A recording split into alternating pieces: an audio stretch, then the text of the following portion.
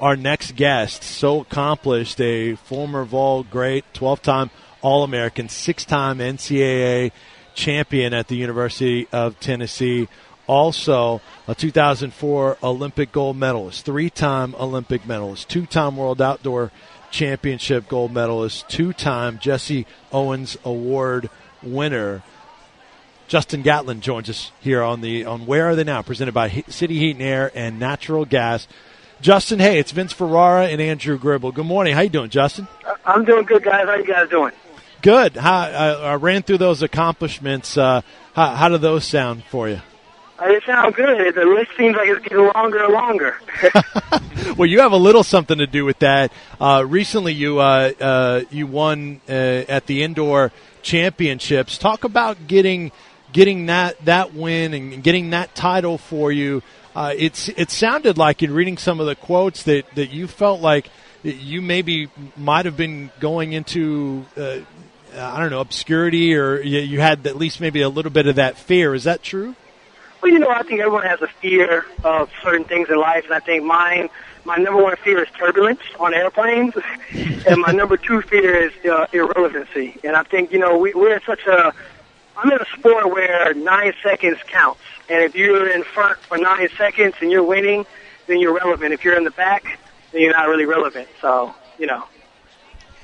So, and looking at your comments after that race, I mean, you said you ran the same time in 2003 when you picked up your first title. I mean, that's a 9-year period of doing the same things. I mean, what have you done to keep on top of your game and being able to notch those same times?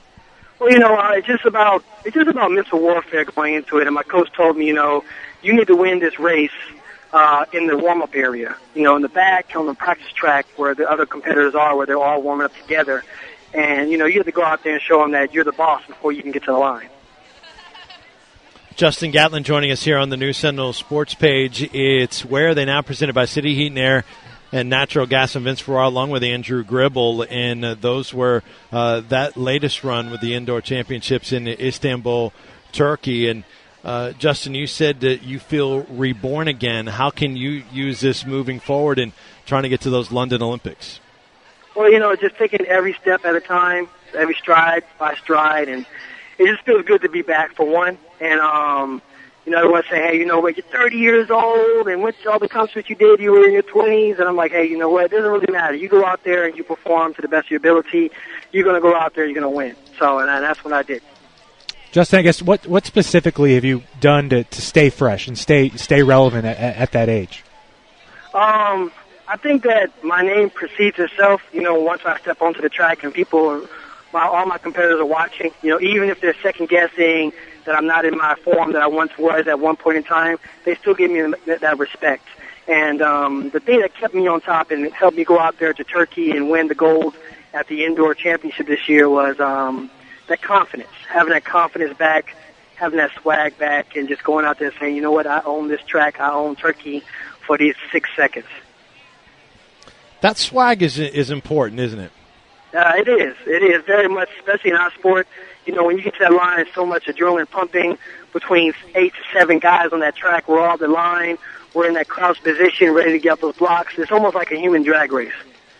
Justin, can you see guys when you guys are ready to get on the blocks and you're ready to get started? Can you see body language, eye contact? Can you tell who has swag and confidence and who doesn't? It is. It's almost like watching, I don't know if anybody's ever watched Animal Planet, like a pack of wolves. It's like the leader is able to watch each other look straight into the other opponent's eyes without blinking, and then the other guys will either look away or look down to the track or act like they're not even watching at all. So when you have that advantage over them. And right now I felt like going into Turkey, I felt like the alpha male. Justin, doing some research for this interview, I Googled your name, and I saw one of the first things that came up was last year at the World Championships you showed up with frostbite. Can you talk to us about that? That seems like kind of an interesting, wacky thing. It is. I mean, for one, everyone says, how do you get frostbite in the middle of summertime, So, and especially in Orlando, Florida, that's where I train at. They have this cryo chamber at Disney World, and it's for athletes to come out there, football players, basketball players, anybody. And it was a hot summer day, and I got into a cryo chamber with wet, sweaty socks on, and the socks actually froze to my feet. And I had frostbite underneath my toes, on the bottom of my feet, and on my Achilles.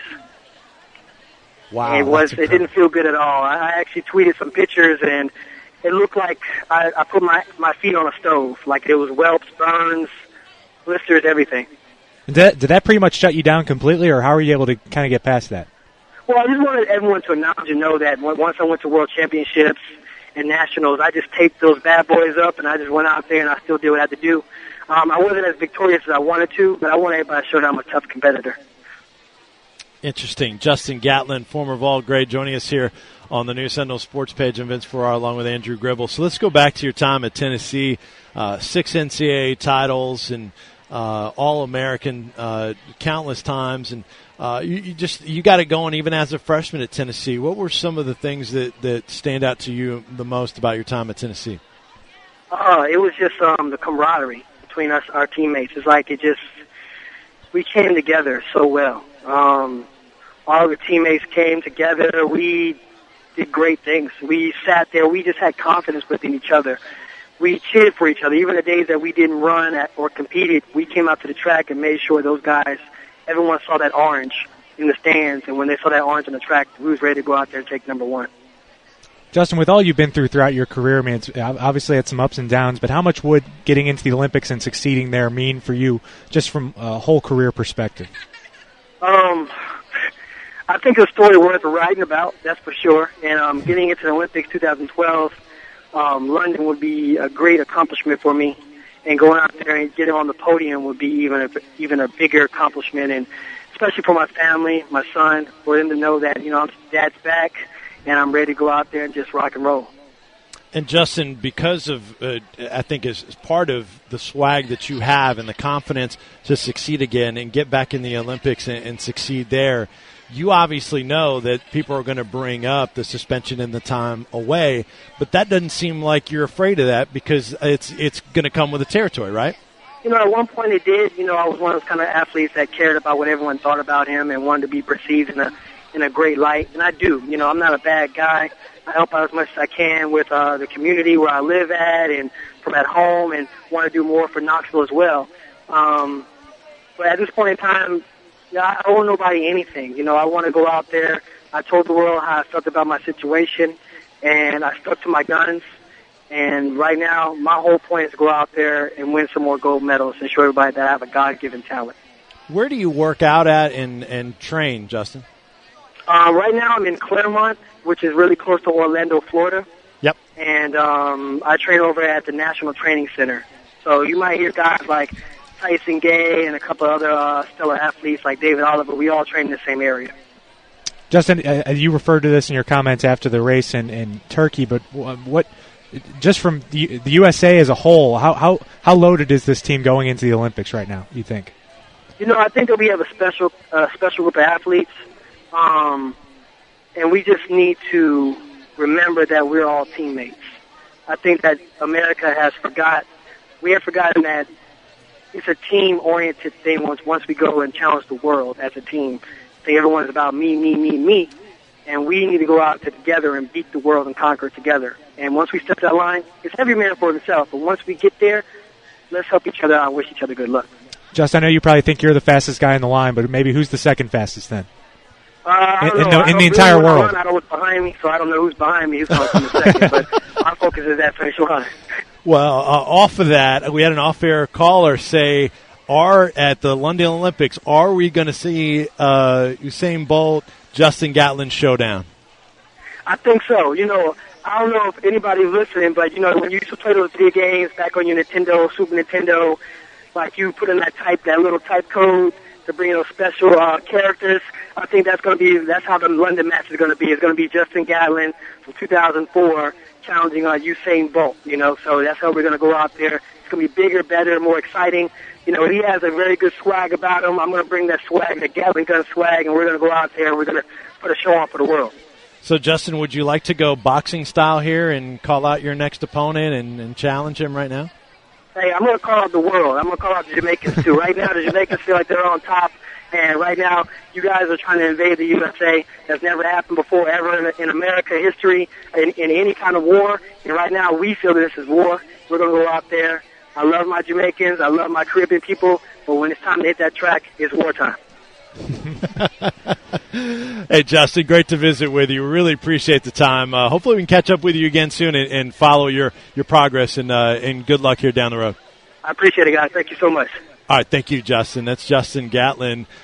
Terrific personality, not afraid. He brings that swag, and good for him. It's a good bounce back story. It's like every sport. When there's, track, swimming, no matter what it is, the sprinters always have that extra confidence, and they're not afraid to show it. If you're not a outspoken guy, I don't know if sprinting is for you in that aspect. I mean, look at what Usain Bolt does. Yeah. I mean, he's all over the place.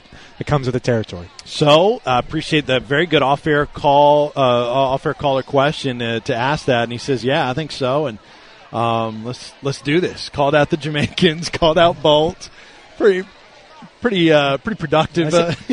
When you're fresh off a 60-meter dash championship, you're going to be feeling pretty good about things. Yeah. So obviously we caught him at a good moment. That's right. Good for Justin. We appreciate the time. Justin Gatlin. That was Where Are They Now? Presented by City Heat and Air and Natural Gas.